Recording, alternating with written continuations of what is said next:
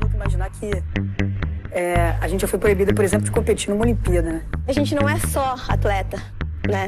Nós somos múltiplas mulheres que fazemos muitas coisas. Através da força individual de cada uma, do profissionalismo nosso, do engajamento que nós tivemos, a gente acabou abrindo portas. Vou me espalhar por toda a superfície que eu puder, porque eu não posso me encaixar num espaço tão pequeno. Eu nasci assim. Olá, ouvintes do Além do Pódio. Com muita alegria e muito entusiasmo, damos início à segunda temporada do nosso podcast.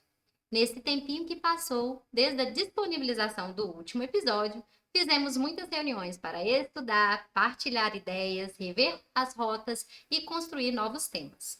Como disse o famoso personagem de Machado de Assis, Dom Casmurro, a vida é uma sucessão de começos e fins. E cada começo é também um fim. Podemos pensar que a espera terminou. E agora damos início à segunda temporada. Nos próximos episódios, conversaremos com algumas mulheres que pesquisam mulheres. Isso mesmo, essa foi a temática central escolhida para darmos continuidade. Mas não se preocupem, ainda entrevistaremos outras atletas brasileiras que representaram o Brasil nos Jogos Olímpicos. Tem muita coisa no forninho. E no primeiro episódio desse recomeço, vamos conversar com a professora e pesquisadora Gilmara Serafim Pedrucci. Gilmara é graduada em História, mestra em Educação pela Universidade Federal de Ouro Preto e doutora em Educação pela Universidade Federal de Minas Gerais. Docente do Departamento de Educação, Política e Sociedade da Universidade Federal do Espírito Santo, suas pesquisas envolvem as temáticas relacionadas à história das mulheres, as relações de gênero, a formação docente e a história das instituições escolares e educativas. Gilmara foi também professora de educação básica e desenvolveu vários projetos visando mobilizar e sensibilizar os e as estudantes para o conhecimento histórico. Nossa equipe está muito contente e honrada com sua presença, Ju. Seja bem-vinda. Bom, eu sou Cássia Lima e esse é o seu podcast Além do Pódio.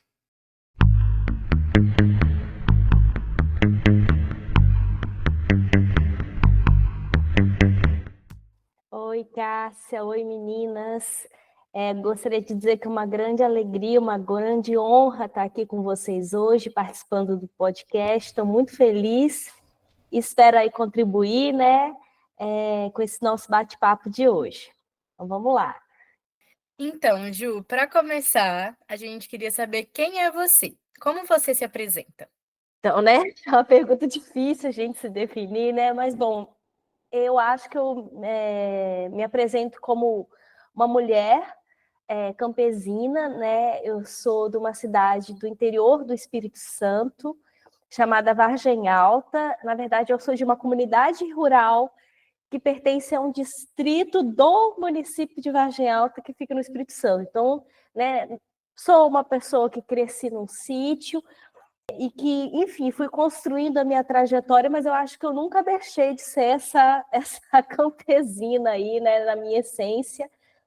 Uma apaixonada por história, uma apaixonada por educação, e principalmente história das mulheres, né, que é algo que me toca pessoalmente, é um tema que me é muito sensível na minha vida. Independente de ser na minha vida acadêmica, profissional, é um tema que me toca e sempre me tocou desde a minha infância, realmente. Então, acho que basicamente é isso. E como que é a sua relação com a sua família? Você teve apoio nas suas escolhas, tanto profissionais, acadêmicas? Então, assim, né, minha família, meus pais, eles não tiveram oportunidade de estudar. Muitas pessoas do interior da minha geração, né, era muito comum, então não havia escolas, as escolas eram muito distantes. Então, meu pai e minha mãe, eles só estudaram o que era chamado, né, de ensino primário na época. Mas eles sempre investiram na nossa educação. Minha mãe queria muito ser professora. Era o sonho da minha mãe ser professora, ser normalista, enfim, né? E ela não teve essa oportunidade. Então, eles investiram muito em nós. E nós somos uma família de 3 filhas, 3 mulheres. né? Então, acho que os dois sempre investiram muito em um contexto em que não se investia muito lá para estudar, onde a gente morava, e eles investiram muito nisso, assim. Então, eu me inspirei muito nas minhas irmãs mais velhas, eu sou a irmã mais nova, eu sou a caçula da família, e minhas irmãs mais velhas sempre foram e são até hoje pessoas muito estudiosas, muito estudiosas. Então eu sempre me inspirei muito nelas. Estudar para mim sempre foi assim algo muito importante, porque eu sempre via isso na minha família, eu sabia, eu sempre soube que era alguma coisa que poderia modificar a minha realidade, né? Nós, uma família muito humilde, muito pobre, então eu sabia que o caminho que eu ia escolher era esse. Até porque eu não me via fazendo outras coisas, assim. Eu era uma pessoa que gostava de ler, de escrever, era o que eu sabia fazer na minha vida. Então, eu sempre soube que eu iria estudar por causa desses incentivos, por ver, por me espelhar muito nessas minhas irmãs. Quando chegou a época de decidir, né, o que faria de vestibular, na época era vestibular ainda, né? Eu lembro que minhas duas irmãs são da área do direito, enfim, e aí foi muito, eu fui muito pensando que eu iria por esse caminho. Só que desde novinha eu gostava muito de história, só que eu tinha medo de fazer história, porque era muito comum, né? Vocês devem saber disso, né, meninas? A questão das licenciaturas, né? Infelizmente, não existe muito incentivo. Eu lembro que nem os próprios professores incentivavam a gente a ser professor. Então, eu tive medo. Então, no primeiro momento, eu falei, não vou fazer, não vou ser professora. E aí, fui caminhando, eu achei que o meu caminho fosse... Eu fui pensando e achei que o meu caminho fosse jornalismo. Primeiro ano eu tentei jornalismo, não passei, só tentei federais, né? Na época a gente não tinha tantos leques assim de opção, porque você tinha que escolher alguns vestibulares para fazer, porque era por data. E aí eu não passei no primeiro ano, fiz um ano de cursinho, e no segundo eu decidi, pelo menos em um desses vestibulares, eu falei, eu vou fazer história, porque eu gosto de história. E aí eu fiz o vestibular de história, e quando eu entrei no curso, na UFOP, né? Em Mariana, que é o campus fica em Mariana, eu me apaixonei pelo curso de História e ali eu percebi realmente que era o que eu queria fazer. Eu falei, não, é isso aqui. Nunca mais, apesar de todos os problemas que a gente tem com a docência, que a gente não pode romantizar, né? Mas eu nunca pensei assim, não quero fazer isto. A partir do momento que eu entrei na faculdade, eu falei, é isso aqui que eu quero para mim. Que legal. Você contou para a gente um pouco sobre as suas inspirações familiares, suas irmãs. Para além disso, teve alguma pesquisadora que te inspirou? E por que você escolheu a educação? Você começou a contar, mas se você puder aprofundar um pouquinho nessa escolha para a gente. Então, assim, num primeiro momento, né, antes de eu entrar na faculdade, enfim, eu não tinha muito contato com pesquisadoras, né, pouquíssimo contato. Então, eu ouvia falar de pesquisadores, de historiadores. O que me inspirou foram as professoras que eu tive. Eu lembro que assim que eu cheguei na antiga quinta série, hoje sexto ano, eu tive a minha primeira professora de história, ela se chama, né, Geise, é uma pessoa muito querida, e eu me apaixonei pelas aulas dela, e foi ali que eu falei, eu quero ser professora de história. Então, ela e outros professores que eu tive posteriormente de história foram grandes inspirações para mim, né? Depois, enfim, no ensino médio também tive um professor que foi muito significativo, que se chamava o professor Luciano, porque ele estudava história do Espírito Santo, e aquilo me chamava muito a atenção.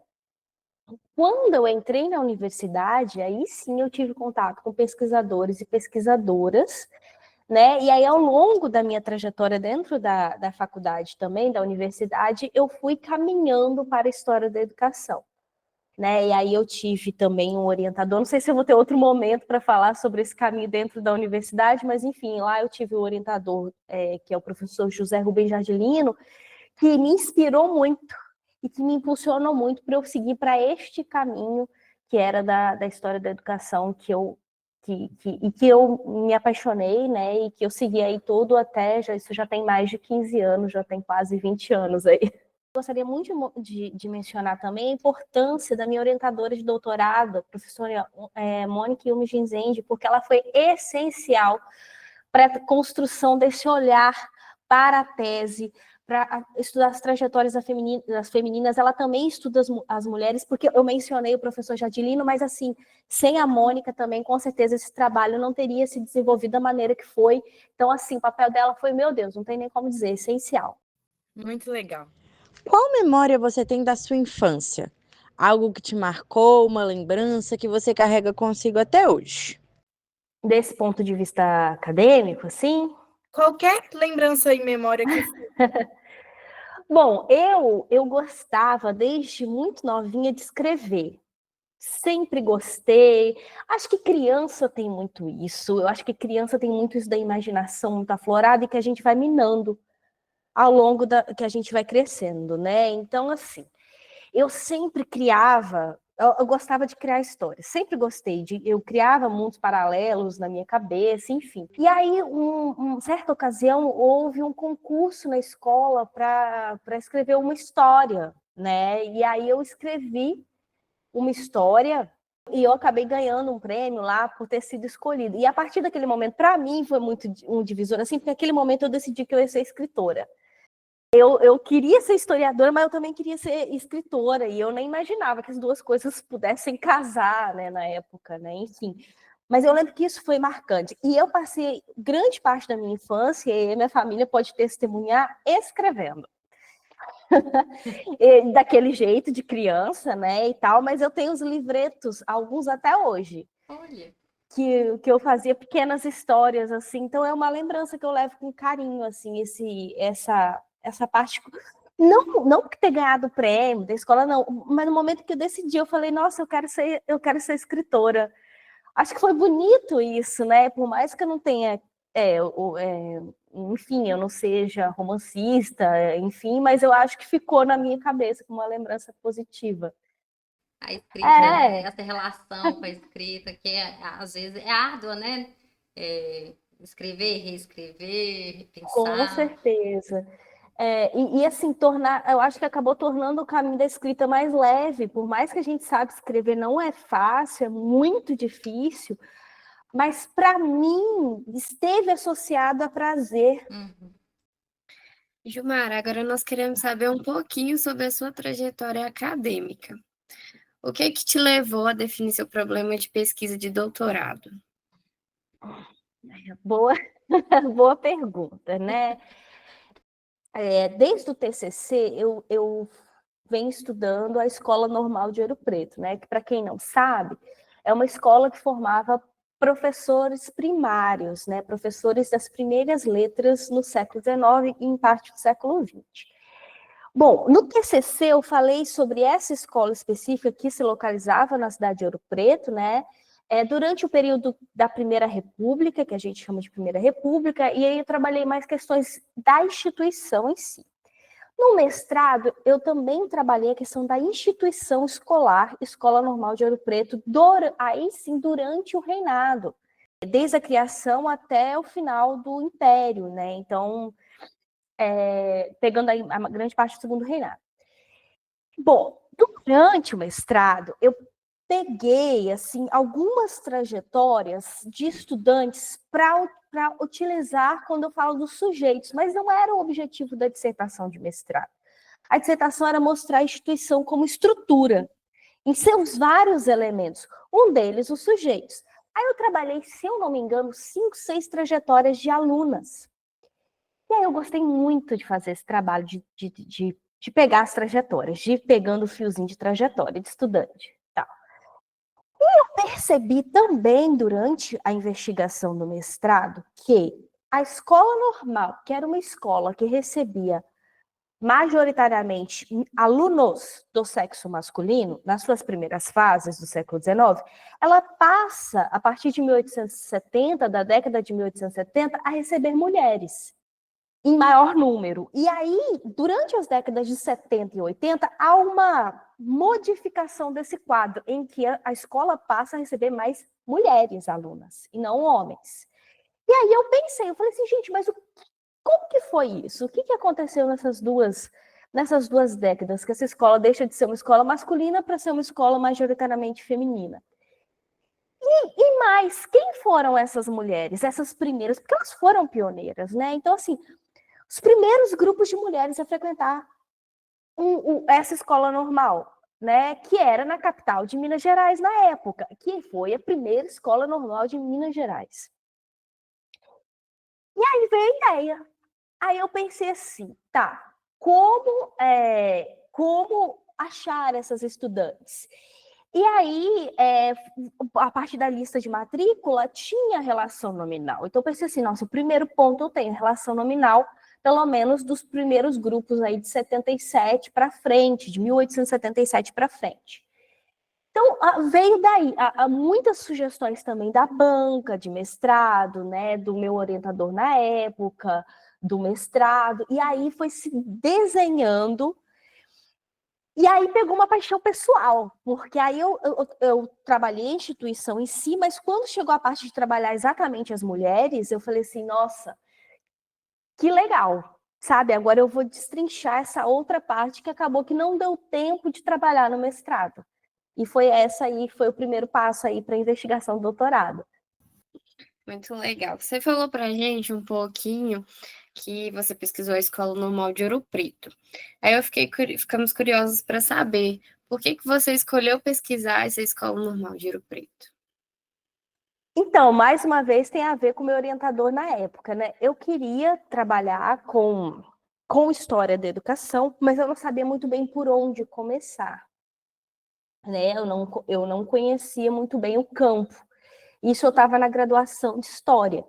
E aí o meu orientador na época, o professor José Rubens Jardilino, disse, Jumara, teve uma escola normal aqui em Ouro Preto, do século XIX, e há uma documentação sobre ela quase inexplorada no contexto da Primeira República, que está dentro de uma escola.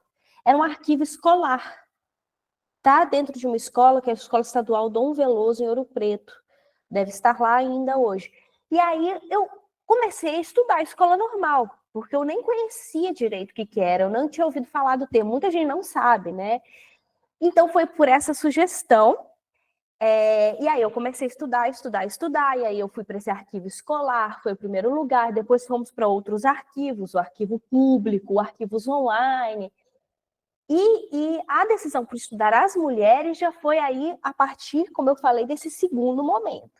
No final do mestrado, que eu comecei a perceber que essas relações de gênero dentro da escola estavam muito latentes nesse período de transição, que era o contexto da feminização do magistério no Brasil. Então, foi a partir do segundo momento. Mas estudar a escola normal foi realmente ali uma sugestão do meu orientador na época e que eu acabei me apaixonando. Conta pra gente como que foi ter a sua tese de doutorado premiada. Ai, foi uma alegria imensa, porque é um trabalho que eu tenho um carinho muito especial por esse trabalho, assim. Eu pesquisei na tese, né, 68 trajetórias individuais, 14 masculinas e 54 femininas. E eu busquei demais essas meninas. E aí tem aquela questão, né? Pesquisar mulheres não é fácil. Pesquisar mulheres no século XIX, imagino que nos anteriores deve ser ainda mais difícil, porque encontrá-las é muito difícil. Então, eu busquei muita base de dados, muito. E construir o fio dessas construções de trajetória e ver como elas iam se desenrolando foi uma coisa que, nossa, para mim foi muito. Foram 4 anos. Cássia deve saber disso, que eu acho que eu já até comentei isso com. Eu sonhava com essas meninas, eu nunca vi o rosto delas. Eu nunca vi foto, só tem foto de uma das 54. Então eu sonhava com o rosto delas. De tanto que eu realmente me envolvi demais nessa pesquisa, no resgate dessas trajetórias. Então, quando você vê um produto, né, quando você vê um produto daquele seu trabalho, que você lutou tanto, que você pesquisou tanto, quando você vê que ele teve ali um reconhecimento, é muito bom. E ainda mais numa universidade como é o FMG, né, que hoje ela é CAP7, né, em educação. Então, saber que uma tese na história da educação, que não é muito comum, né, diante de um programa que tem tantas linhas de pesquisa importantíssimas, então, saber que acabou conseguindo esse prêmio, né, para mim foi realmente uma grande honra, uma grande felicidade, assim. E na sua opinião, quais que foram as contribuições que a sua pesquisa vai deixar para pensarmos e problematizarmos a temática de gênero e de educação? Boa pergunta, né? Acho que tem alguns elementos que podem ser elencados aqui. Eu acredito que, primeiro, a questão das fontes, eu acho que o meu trabalho ele trouxe a utilização de fontes que ainda não eram tão privilegiadas nesse período para o estudo de trajetórias e para a feminização do magistério. Então, assim, eu utilizo, vocês correram o olho lá, né, um conjunto muito variado de fontes. Então, assim, registros de batismo, de casamento, inventário, testamento, jornal, almanaque, arquivo escolar, administração pública, e muitos desses não são utilizados com frequência para estudar a trajetória no contexto de feminização do magistério. Então, acho que teve essa contribuição nisso, de pegar outras fontes, outros vieses. Acho que os resultados da pesquisa ajudam a problematizar alguns dados e alguns consensos sobre o processo de feminização do magistério no Brasil. Os resultados da pesquisa ilustram que há especificidades locais e espaciais no processo de feminização que vão para além dessas explicações generalizantes. Vou dar um exemplo, né? A ideia de que muitas mulheres iam se formar na escola normal, mas que não iam para a docência. Isso é muito comum na bibliografia. As mulheres iam para a escola normal para ter uma formação diferenciada, para ter um status social, para ser uma boa esposa, uma boa mãe, uma boa dona de casa, para essas classes de estratos médios, urbanos, enfim. E, pelo menos no caso de Ouro Preto, nas décadas que eu estudei, não. Quer dizer, quase 100% das meninas, das moças, formadas como normalistas em Ouro Preto, foram para a sala de aula. E foram dar aula no serviço público de Minas Gerais, né? Na rede pública de Minas Gerais, na época. Então, assim, é isso, é colocar em algumas questões sobre esse assunto, problematizar alguns consensos, né? Essa coisa de conciliar a docência com a vida de dona de casa. Né? Tem casos de mulheres de normalista que viveu até mais de 100 anos, que nunca se casou, dedicou somente ao magistério, e outros de mulheres que trabalharam de mais de 50 anos na docência e que tiveram 8 filhos, foram casadas, enfim. Então, assim, mostrar eu acho que essa riqueza, né, essa diversidade, e que com pesquisa empírica, né, que hoje em dia as tecnologias nos permitem muito mais, banco de dados, por exemplo, de jornais, de almanacs, de revistas, a gente pode entender muito mais nuances desse processo de feminização, e que não é uma discussão que já está terminada, porque assim, já se falou muito de feminização do magistério, não tem mais o que falar. Não tem, sim, tem muito que se falar ainda, então acho que podem ser, e eu acho que, por fim, por que não lançar luzes sobre algumas dessas mulheres, né, que estão lá, que foram tão importantes para a educação de Minas Gerais, e que acabou que seus nomes foram se esvaindo aí ao longo do tempo, né? A gente lembra muito de professores, que também eram muitos que se tornaram políticos, jornalistas, mas e essas professoras que acabaram ficando lá? Às vezes, muitas notícias de jornais diziam assim, excelentíssimas professoras mineiras, mas sem nome. Sabe? Dá nome para essas mulheres. Dá nome para essas mulheres que por muito tempo ficaram sem nome, sem registro. Né? Assim, eu acho meio pretensioso você falar que está dando, né, a gente não traz nada, mas assim, só o fato de você relembrar essas trajetórias, eu acho que já ajuda também a pensar em novas pesquisas sobre essas mulheres também. Não, esse seu relato encontra bastante eco com o que a gente faz aqui na história do esporte, porque uma das dificuldades do início da pesquisa, né, que a gente estava ainda identificando, né, quais foram as primeiras mulheres que despontaram ali, que tiveram chances de serem chamadas para umas Olimpíadas, quais esportes elas poderiam praticar, tinha todo também um entrave aí, né, nem tudo era possível à mulher, havia muitas proibições, e encontrar os nomes sempre foi um desejo nosso, né, não falar de números, foram tantas, não. Quem são elas, né? De onde vieram, quais pretensões tinham, quais trajetos construíram, né, no seu percurso de vida. Então, assim, encontra bastante eco, né? Eu acho que encontrar com várias pesquisas sobre a história das mulheres, que você vai dizendo disso, né? Como que é difícil, por vezes, ainda mais quando mais tá lá atrás, no tempo, né? Encontrar esses vestígios, porque tem um apagamento histórico das ações das mulheres, né? A gente está estudando sobre o futebol. E é impressionante como essa narrativa de que hoje que se investe no esporte feminino, porque começou tem pouco tempo, apenas na década de 80, é uma falácia.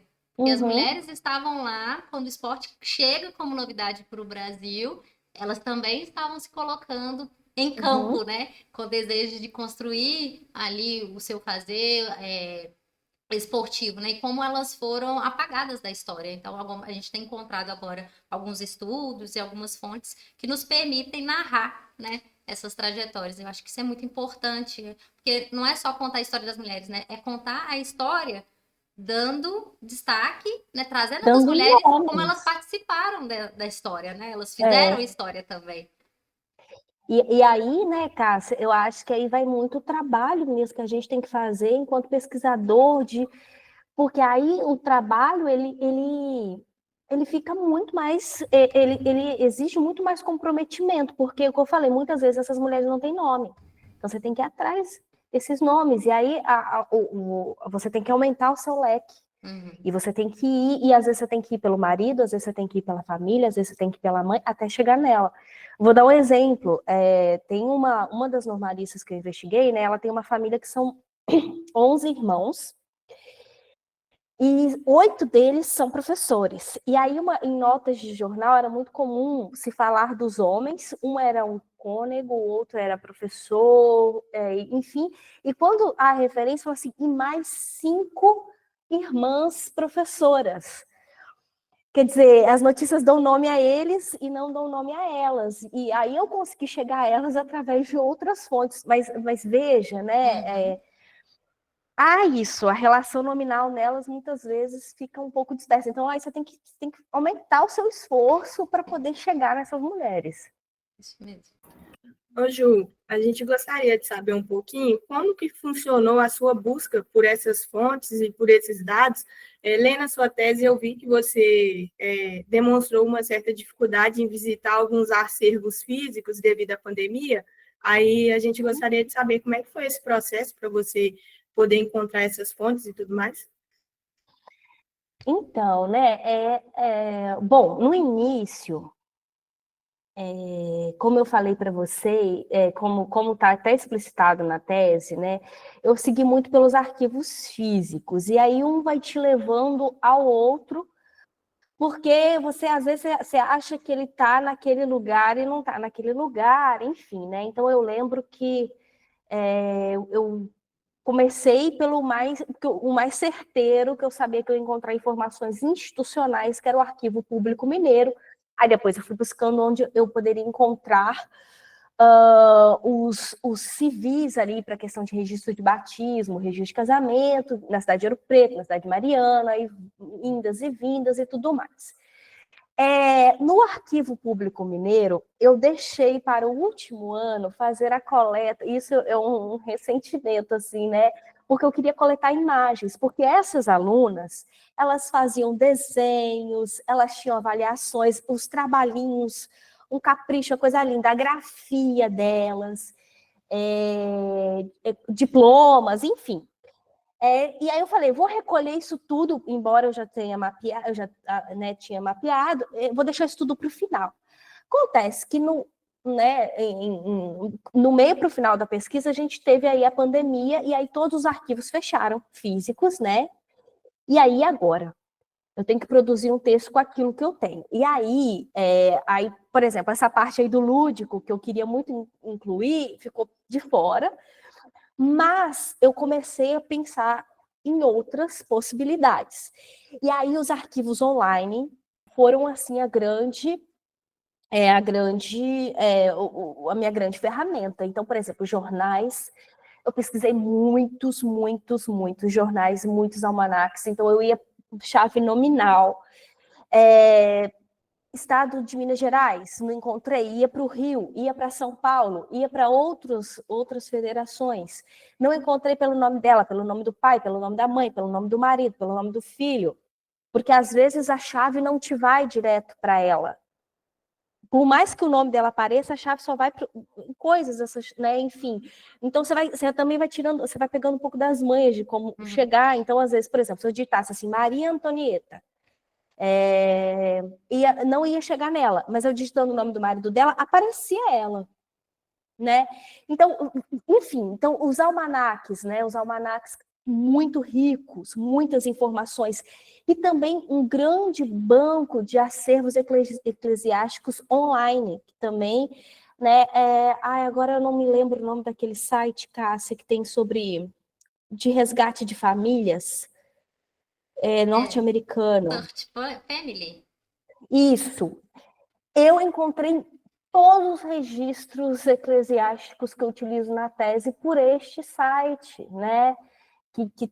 Que pega ali a genealogia das famílias. Então, assim, são arquivos eclesiásticos de Ouro Preto, da cidade de Ouro Preto, que eu consegui por este site. Por quê? Porque os arquivos de Ouro Preto estavam fechados. Então, assim, foram... E eu falo que essa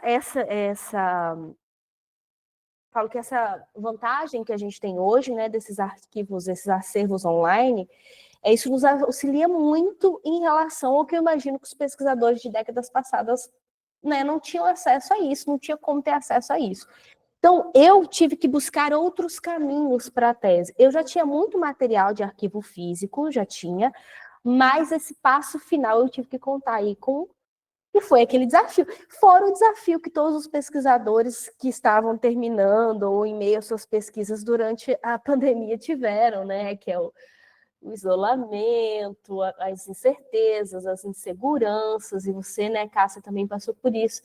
A gente escrevendo uma tese no meio disso, assim, né? Você não sabia nem como que ia estar o mundo nos meses seguintes, mas você estava produzindo uma tese. Nem sabia se ia ter mundo, né? Nem sabia se ia ter mundo. Então, realmente foi um grande desafio, acredito que para todos nós que estivemos aí escrevendo nesse contexto. É muito angustiante, porque por mais que a gente já tinha feito as buscas, né? Sempre tem uma coisa que você analisando uma fonte te leva a outra. Aí quando levava, você fala, eu tinha que voltar. Aí você lembrava, não, eu não vou voltar. Porque não tem como voltar. Então, assim, isso era angustiante, porque, né, você fala, vai ficar faltando, vai ficar incompleto, né? Isso. E é muito ruim. Exatamente isso. Às vezes eu tinha feito um primeiro mapeamento de fontes, eu falei, mas eu vou voltar lá. E aí não teve esse vou voltar lá. Né? Nós defendemos as teses, né? Eu, Cássio e outros amigos nossos, sem ter nada reaberto, né? Enfim, tivemos aí esse desafio, né, para a construção dos trabalhos. Ô Ju, você poderia nos contar um pouquinho, de forma mais aprofundada, sobre como que era o cotidiano da Escola Normal de Ouro Preto? Como que funcionava as disciplinas, os espaços utilizados? Eu vi também que em um período mudou, né, de prédio, e aí nos jornais tiveram algumas pessoas que foram contra essa mudança. Também como funcionou as divisões das aulas referentes ao gênero? Esse é um tema que eu acho muito interessante, porque eu acho que buscar como a questão de gênero atravessou esses outros elementos da escola, eu acho muito interessante, assim, né? Eu acho muito, eu acho que é um olhar que a tese possibilitou, que eu acho que ficou muito bem desenhado, assim, né? Então, por exemplo, como que era? Quando a escola normal reabriu em 1872, ela reabriu, ela tinha funcionado de 40 a 42, de 47 a 52, depois ela foi reabrir só em 72, né? Então, em 72, ela reabre aberta aos dois, para ambos os sexos, né? Mas isso tinha uma legislação que embasava isso. Então, nesse primeiro momento, essa primeira legislação, ela dizia o quê? Que, ok, homens e mulheres iam estudar no mesmo espaço, só que em aulas alternadas, em dias alternados.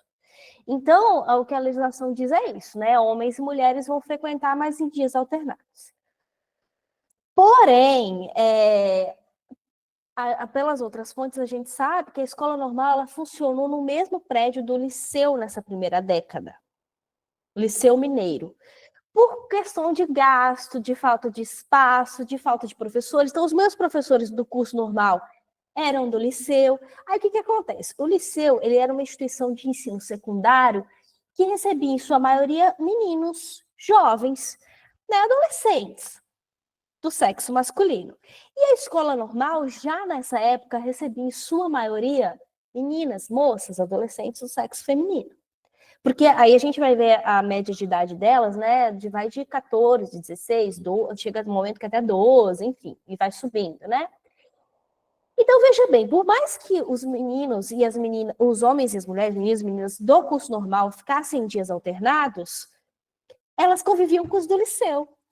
E aí tem aquela questão que eu trago na tese, que vocês devem ter visto, né? Que é a questão da disputa espacial. Então, ali está o seguinte: há um estranhamento da comunidade ouropretana.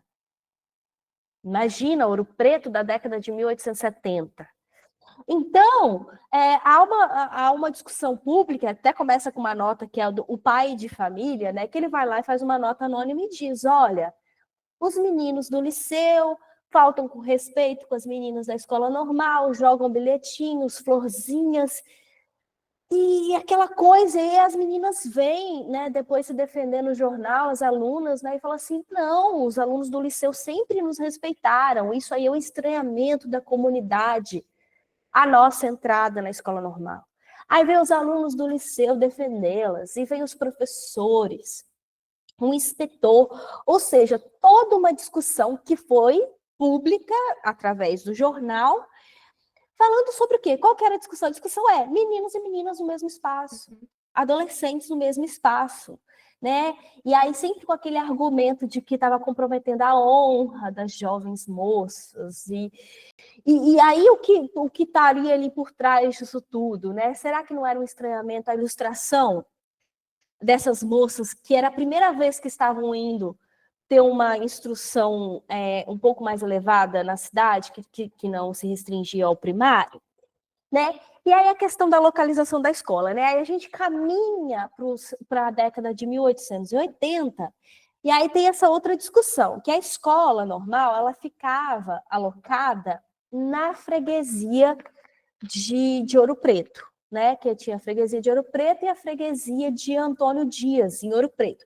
Historicamente, essas duas freguesias, elas tinham conflitos, disputas entre si, né? E aí, essa escola, a sugestão dessa escola ser transferida da de Ouro Preto para a de Antônio Dias.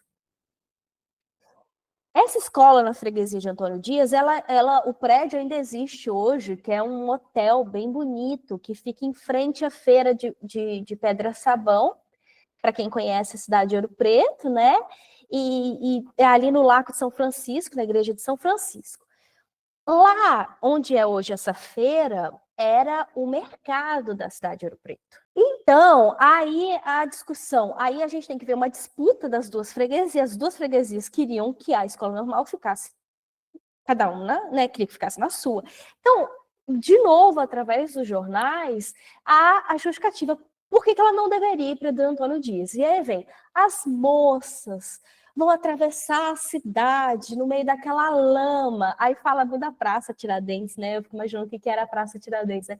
Com porcos, com lama, para atravessar, enfim, para ir para outra freguesia estudar. Aí tem a questão do mercado. Ah, quem que vai ter aula aí com esse barulho, com esse monte de homem? Então, olha só, a questão de gênero, ela é utilizada agora de outra maneira. Ela é utilizada para defender o argumento. Ó. São moças, elas vão ficar nessa região, que é a região do mercado, elas vão atravessar, elas vão ter que andar. Tem condições ali para aquele prédio receber moças, né? Então, assim, como a questão de gênero ela é utilizada em vários momentos, tanto questão, como eu falei, moral, espacial, discussões políticas, no âmbito da escola normal, em um contexto de algo inédito. O que era o inédito? O inédito era ter mais moças que rapazes estudando como normalistas em Ouro Preto e em Minas Gerais, de maneira geral. Então, como esse inédito reverberou na sociedade da época dessa cidade, que era então capital de Minas Gerais. Entendi.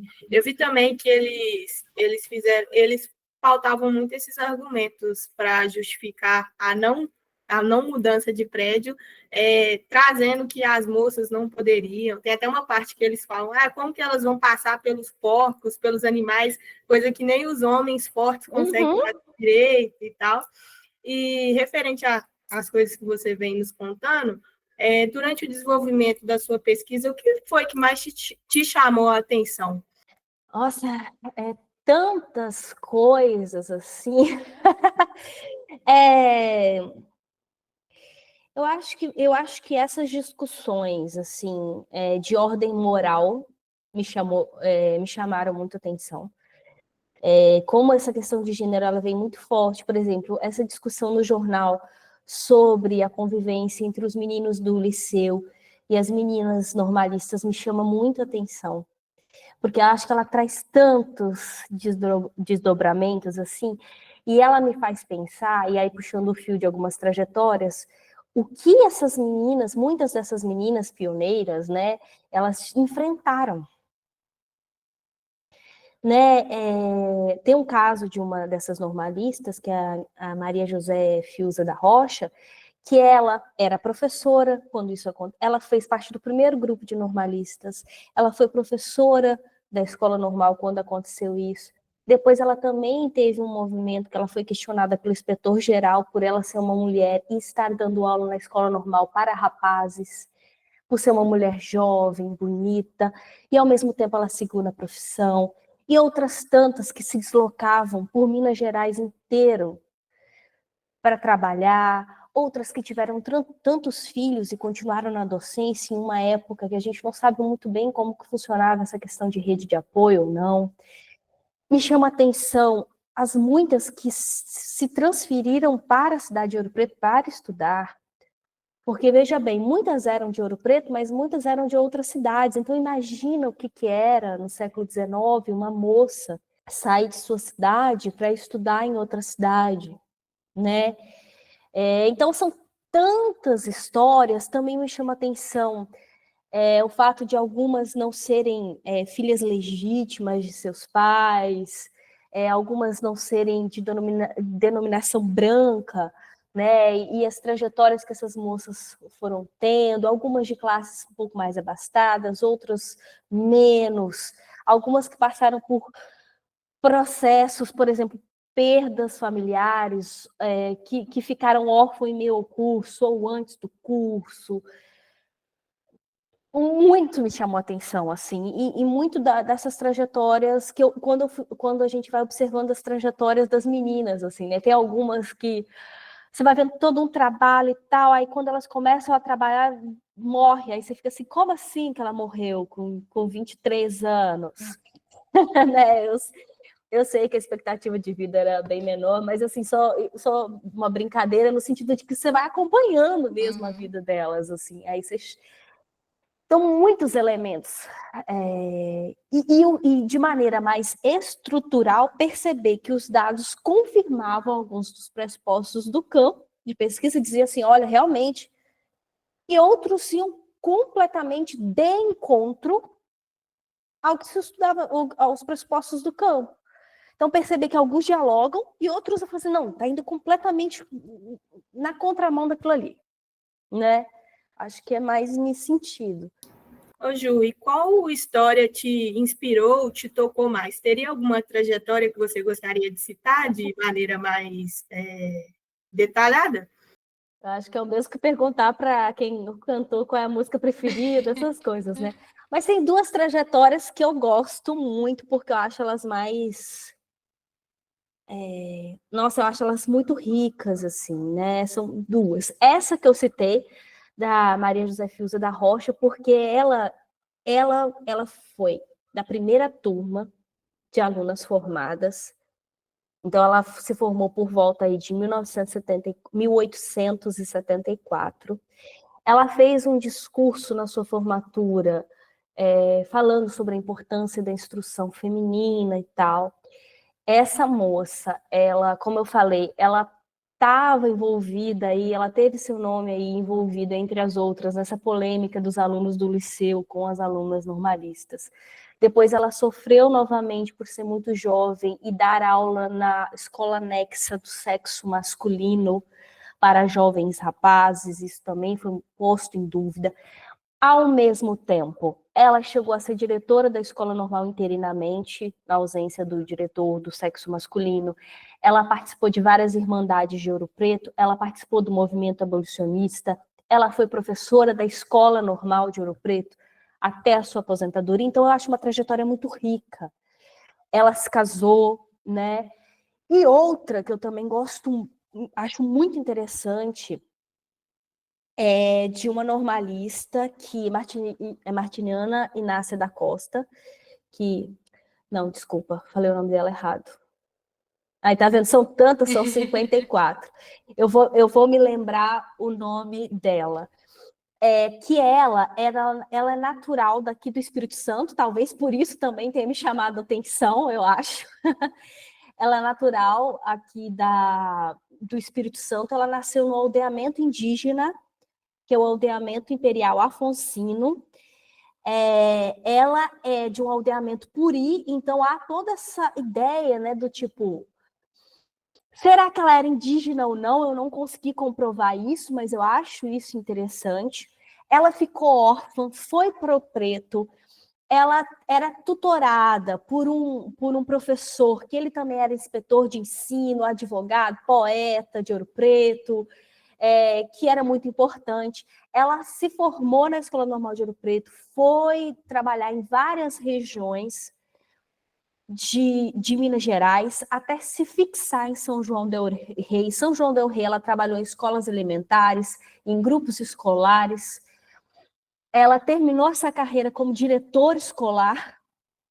Ela lecionou por 58 anos, aproximadamente. Ela teve 8 filhos, foi casada. Hoje tem uma escola em São João del Rei com o nome dela. Peraí que eu vou pegar aqui, ó. Idalina Horta Galvão, né? Idalina Horta Galvão. Hoje tem uma escola com o nome dela em São João del Rei. Por que a trajetória dela me chama tanta atenção? Porque ela atravessou todos os processos. Todos os processos. Ela era das primeiras turmas a se formar como normalista, trabalhou em várias escolas elementares, trabalhou em grupo escolar para feminino, misto, se tornou diretora no momento em que as mulheres estavam começando a se tornar diretora, teve 8 filhos, foi casada, então ela vivenciou tudo. Né? E é capixaba ainda, né? Que aí eu puxo pro... Então, é uma trajetória que são duas trajetórias que chamam muita atenção. Mas eu falei da Martiniana, porque eu também gosto muito da trajetória da Martiniana, que foi uma que ficou órfã em meio à escola normal, e aí, enquanto ela era normalista, então a gente percebe como isso impactou a vida dela. Que ela estava enfrentando tantos problemas familiares que aí um curso que demoraria 3 anos, ela demora 5, 6, 7 anos para concluí-lo, né? Bom, pegando o gancho, talvez a resposta seja parecida com a anterior, mas a gente queria entender um pouquinho, se você pudesse entrevistar essas mulheres, né? Quais seriam e quais perguntas você faria para elas? Eu acho que uma coisa que eu perguntaria era assim, eu viajei muito, não era nada disso? Porque a gente, né, quando, Adorei. né, já a pessoa lá me veio e fala assim, Gilmara, nada disso, você tá viajando. O que Mas que Gilmara escreveu? Por que Gilmara isso? não era nada disso que você tá falando. Porque, né, a gente que é historiador, né, a gente, ainda mais quando a gente trabalha com a gente, né, não tem esse acesso a fontes, a história oral, né, pessoas que ainda estão aí, que possam nos trazer, né, a gente tem que lidar com o que a gente tem a partir das fontes, da bibliografia, do método, né. Então, assim, a gente vai fazendo um esforço para dialogar com aquilo. Mas a gente não consegue chegar ali, né, 100%. Eu sempre tentei fazer um esforço de pensar essas mulheres dentro do tempo em que elas, né? Então, assim, não vou pensar essas mulheres como elas eram transgressoras, eu trago isso na tese, mas muitas delas eram transgressoras sem buscar alterar a ordem vigente. Então eu falo que é uma espécie de transgressão por dentro, eu não sei como eu posso dizer isso nesse sentido, porque assim, elas estavam inseridas numa sociedade conservadora, ainda escravocrata, né? Das décadas finais do século XIX, numa cidade de uma religiosidade católica muito forte, que era e é a cidade de Ouro Preto até hoje, imagina isso, né? Então, assim, entender essas mulheres dentro do contexto em que elas viviam. Então, elas estavam ali. Eu considero, sim, os seus movimentos de muita transgressão, mas dentro do que elas podiam naquela época, naquele contexto, né? Então, eu acho que o que eu perguntaria para elas, assim, foi como, primeiro isso, né? Se realmente eu consegui me aproximar um pouquinho. E segundo, como foi viver isso tudo? Como foi viver isso tudo? Né, principalmente quais foram os maiores desafios e os maiores êxitos, porque também foram muitos desafios, muitas resistências, mas também imagino que tenha sido muito bom. É o primeiro grupo de mulheres que conseguiu na cidade entrar numa instituição, né, ampliar sua formação para um nível que seria um nível mais associado ali ao secundário, enfim, né, ampliar a sua instrução, ter acesso a essa coletividade, a esse espaço, né, poder circular, por que não, em espaços públicos, porque a partir dessa inserção na escola normal, elas participavam de saraus, de cerimônias, de formaturas, muitas tocavam, né, então, assim, e também perguntaria coisas mais de nuance de vida particular, assim, como que foi ser casada, como que foi ter que lidar com a maternidade, porque se hoje nós, né, meninas, a gente já tem que lidar com tudo isso que é ser mulher nessa sociedade machista, conservadora, patriarcal, imagina para essas meninas, né, como sobreviver, como resistir, como como a Idalina Horta Galvão, como trabalhar, lecionar 58 anos de sua vida em meio a estudo. Enfim, eu acho que seriam tantas, como eu falei, até sonhar com as meninas, eu sonhei, que eu nem sei o rosto, imagina. Muito legal. E a gente queria saber também quais foram as informações que você queria, mas não encontrou sobre essas mulheres. Ótimo. Principais, né? A questão da origem étnico-racial. É uma coisa que eu persegui muito, que eu busquei muito, e eu consegui muito pouco. Né? Eu queria muito saber se essa escola só recebia normalistas brancos e brancas, né? Porque eu também estudei os rapazes, né? Os formados, os 14 lá. Então, eu só consegui chegar a essa denominação de cor, né? De 4. 2 estava escrito em algum documento, ou óbito, ou não lembro exatamente qual, que eram brancas. Uma consta no seu documento morena, né, que é uma, enfim, seja lá o que isso né? Existem várias interpretações sobre isso, então, né, morena e uma como parda, né?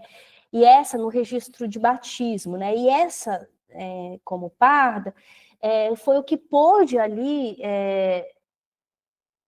me permitiu pensar que essa escola normal não recebia só alunas brancas, né? Então, essa questão, e essa moça é justamente daquela família que eu falei, de 11 irmãos, 8 professores. Então, eu fico pensando na instrução ali como uma distinção para essa família parda, né? Que acabava ali, né? O pai também era professor, eles tinham livros no seu inventário, consta isso, né? No testamento, perdão.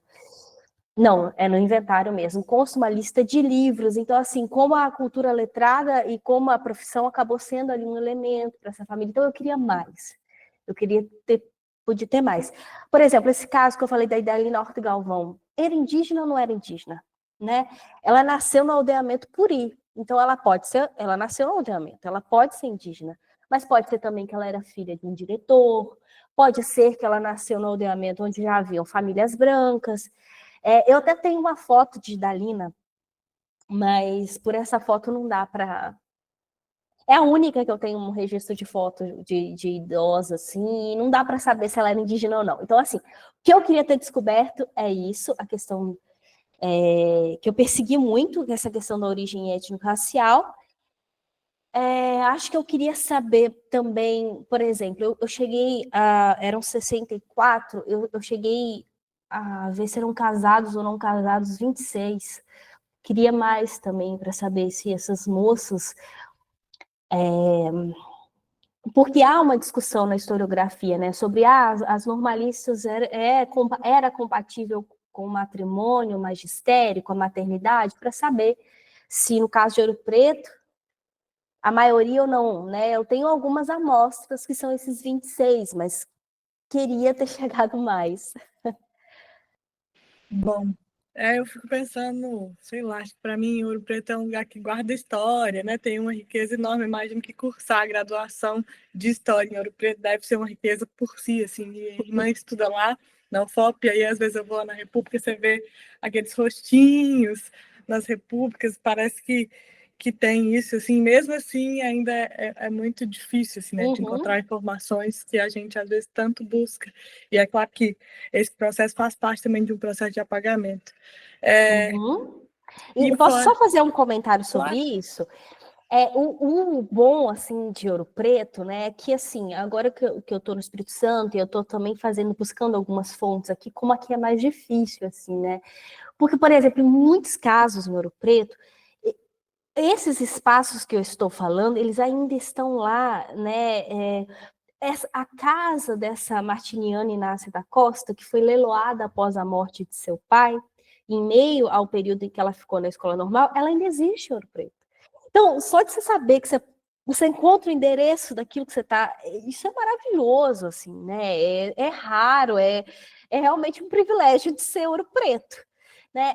Hoje, ali naquela, para quem conhece, né, Ouro Preto, existe uma rua muito estreita entre esse hotel e a igreja de São Francisco, que você sai da Praça Tiradentes, que você chega na igreja de São Francisco. Sim.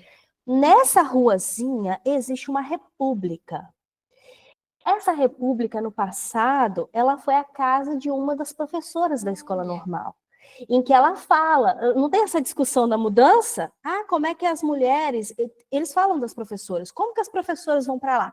A professora, que é a Amélia Benhaus, eu acho, ela alugou a casa na frente.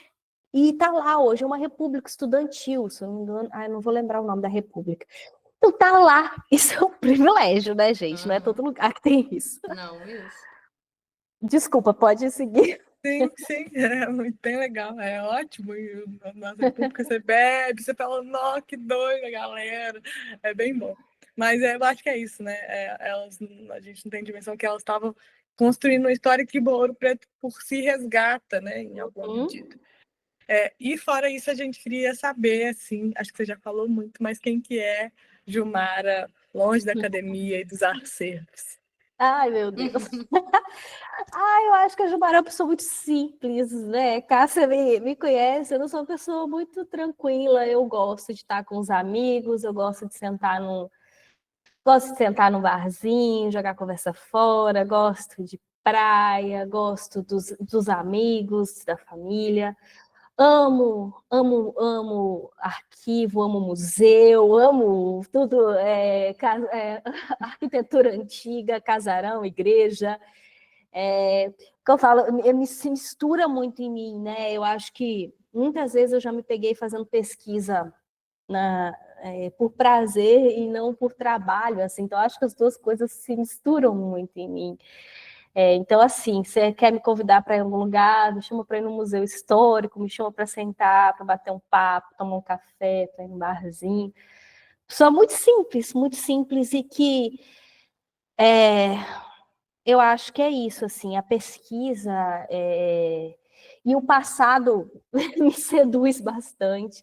E a questão de gênero também me seduz bastante. Então, eu acho que sempre eu, como docente também, sempre que eu tiver a oportunidade de fazer, de pensar nesse resgate feminino, por que eu falo isso, sabe? Porque nós ainda sofremos diariamente com machismo, a gente sofre diariamente com... Então, eu acho que nada melhor do que buscar na história elementos que nos façam pensar, né, meninas, tudo que foi construído, tudo que ainda precisa ser construído.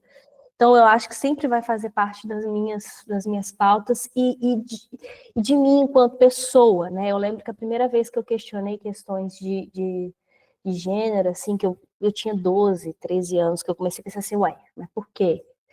Então, eu acho que também faz muito parte do que eu sou. Nossa, que alegria e prazer te ouvir. Queria agradecer, né, em nome do Além do Pódio, dessa equipe aqui.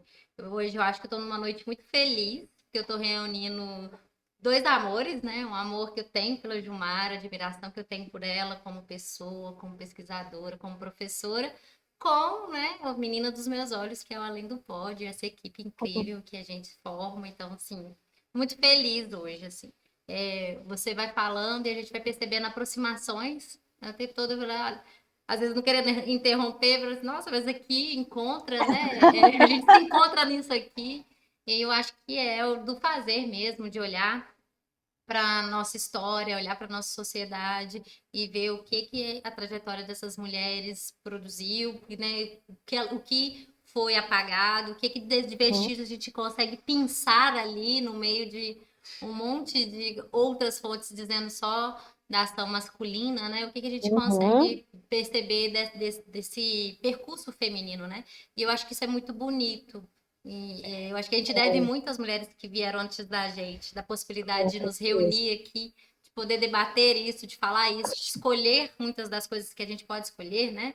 Escolher com quem vamos nos casar, se vamos nos casar, se vamos ser mães, a profissão, quando, apesar de a gente viver ainda numa sociedade que nos controla pelo medo, né? Medo de sair à noite, medo de vestir uma roupa, medo de falar alguma coisa e sofrer uma agressão, algo pior, né, por a escolha que a gente fez, assim. Então a gente percebe avanços e a gente sempre percebe o quanto que a gente ainda precisa se fortalecer e avançar.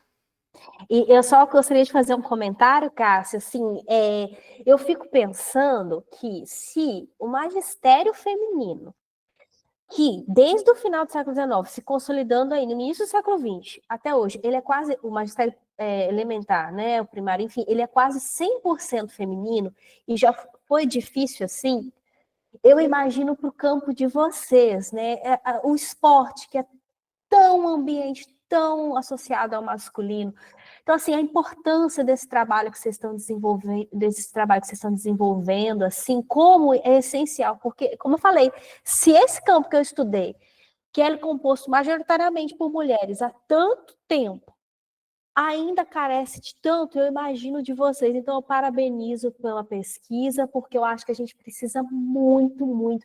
E eu bato nessa tecla, a gente precisa de mulheres pesquisadoras para investigar mulheres. Porque eu acho que o nosso olhar enquanto mulher para a realidade que a gente vive, ele também ajuda na produção dessa pesquisa. Né? Então, assim, de maneira alguma eu estou dizendo que homens não podem pesquisar mulheres, não é isso. Estou dizendo que é importante ter mulher pesquisadora, ter mulher pesquisando mulher. Eu acho muito importante. Então, acho essencial o trabalho que vocês estão desenvolvendo. Pois é, e a gente fica aqui no Além do Pódio muitas vezes pensando, né? A gente trabalhou muito no primeiro momento e ainda hoje com a Hemeroteca Digital e com fontes de revistas e jornais, né? Que também era um espaço dominado por homens, né? Então, homens que escreviam sobre as mulheres, que ditavam o que elas poderiam não fazer. Hoje a gente está tentando compreender melhor o Decreto-Lei de 1941, né? Que foi decretado pelo Getúlio Vargas, e nele vai ele ter uma compreensão do corpo feminino muito anátomo-fisiológico e muito limitado dessa anatomia, dessa fisiologia do corpo feminino também, né? Então, vozes de médicos, de pais, e aí de vários homens dizendo para a mulher, olha, você não pode fazer um esporte que não é compatível com a sua natureza, né? E assim, a gente vai vendo como que isso pega e tem uma durabilidade longa, né? Um decreto que vai durar 40 anos. Então, isso é assustador, é assombroso, e eu acho que a gente tem que sempre estar atenta, como a Simone de Beauvoir nos convida a pensar, né? Os nossos direitos, eles estão aí o tempo todo para a gente se fortalecer e lutar para garantir os que já temos e avançar. A gente não pode cochilar, né? Temos que estar sempre atentas e fortes, porque é uma luta cotidiana, diária, né? Intensa em várias áreas, e eu acho que, eu concordo com você, em alguns lugares, essa presença da mulher, ela é ainda menos presente, né? E mais recortada e mais tutelada, né? De como ela aparece e como ela aparece. Bom, então, prazer te ouvir, né? É sempre bom ouvir uma pesquisadora tão atenta, tão competente, tão sensível, tão entusiasmada, porque a gente não pode se deixar iludibriar pela fonte, mas a gente tem que ter, né, desejo por pesquisar, ver entusiasmo no tema que a gente pesquisa. Então, você demonstra isso o tempo todo, seus olhos brilham, né? Seu coração, dá para ver que tem muito pulsar, né? De você, das coisas que você faz, isso é muito bonito.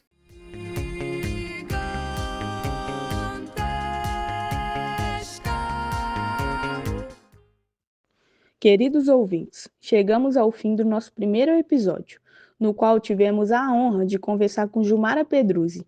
Gilmara relata que foi inspirada por alguns professores que teve ao longo de seu caminho até decidir se tornar uma professora.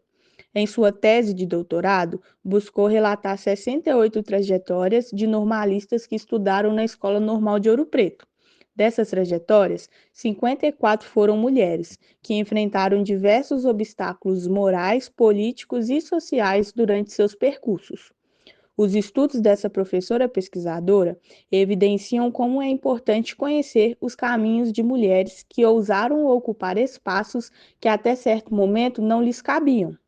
Esperamos que vocês tenham gostado desse episódio e que, ao ouvirem os relatos de Gilmara, desejem que essas trajetórias sejam lembradas e reconhecidas, como caminhos que abriram novas possibilidades para que muitas outras mulheres pudessem trilhá-los. Nos vemos no próximo episódio.